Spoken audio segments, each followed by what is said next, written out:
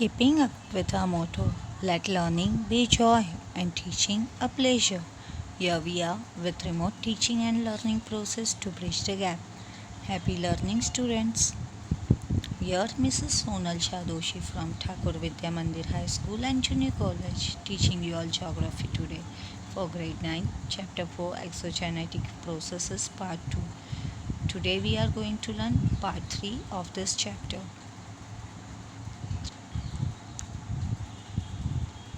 As we know, active forces on the planet Earth can either be endogenic forces which acting inside the Earth or exogenic forces which acts on the surface of the Earth. Endogenic forces can either be slow or sudden forces.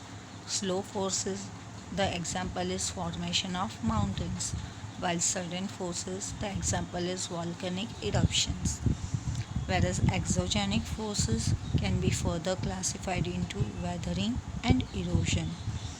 And we have seen that due to this weathering and erosional work of natural forces, the landscape changes its shape, and they are different. So we have learnt about erosion, transportation and deposition work done by the rivers, done by the glaciers, and today we are going to learn some of the more factors which do erosion and deposition work. Before going further, just tell me what is this? Yes, wind chime. When it rings or when it bells, when the wind blows. Correct. So today we are going to learn about erosional and depositional work done by the winds. As we all know, the movement of air is called wind. Moving air is known as wind, and it is a gaseous form or gaseous agent of erosion.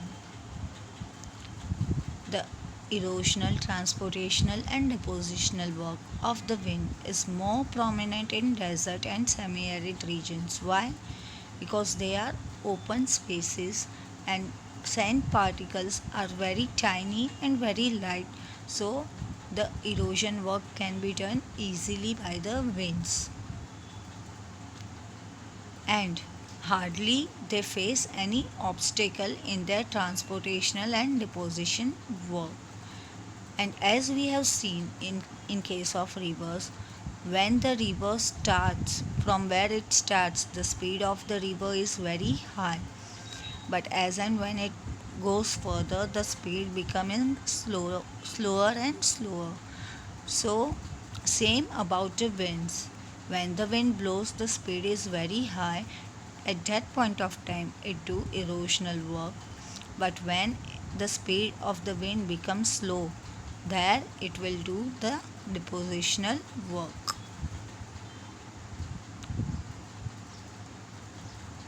Let us see erosional work done by the winds. Look at this picture. From the left side, the wind blows and goes up towards the top of the hill or say mountain. And then when the wind goes little down, the sand deposited here in calm air, means the speed will be lower of the wind. So wind carries small sand particles, small pebbles, etc. along with it. These particles cause erosion along rocks coming in the way due to the friction, and this leads to the formation of mushroom logs, deflation hollows, yardings, etc. Let us see what is mushroom log or yardings.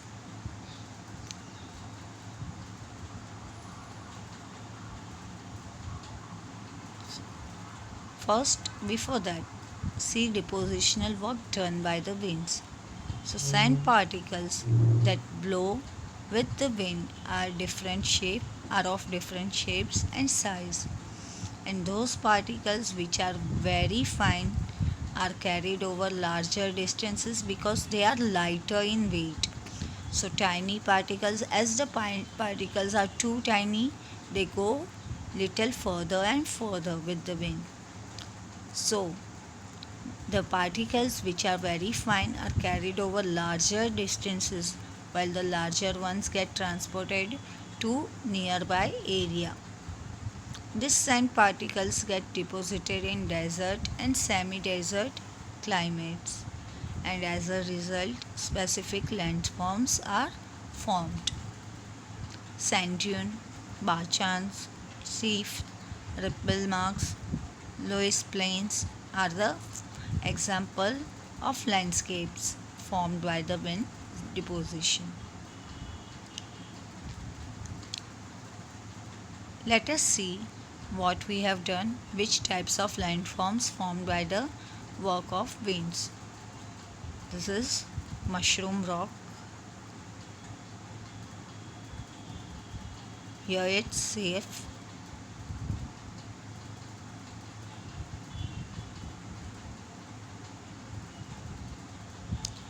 Sand dune, yardan,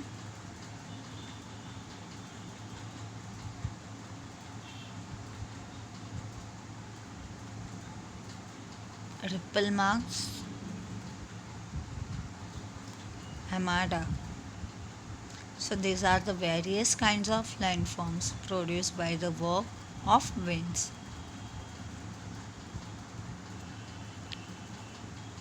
Done with the work of wind, let us see the work of groundwater in this area. So the work of groundwater and landform produced. Look at this picture. This is at the very deep inside the surface of the earth, under the surface of the earth. This is groundwater. So, what is groundwater and how it works? The rainwater sips below the earth's surface through porous rocks and cracks in the rocks. This water accumulates in non-porous layer of the rock, and this accumulated is nothing but groundwater. The soluble minerals in the water get dissolved and flow with the groundwater. This is the erosional work of the groundwater, that whatever materials, whatever minerals is there in the water, they are getting dissolved inside the water. So that process we say erosional work of the groundwater. Now when the groundwater evaporates, or the volume of soluble material minerals is more than solubility of the groundwater, the deposition of dissolved material starts. Landforms like sinkholes, limestone caves, stalactites and stalagmites are formed.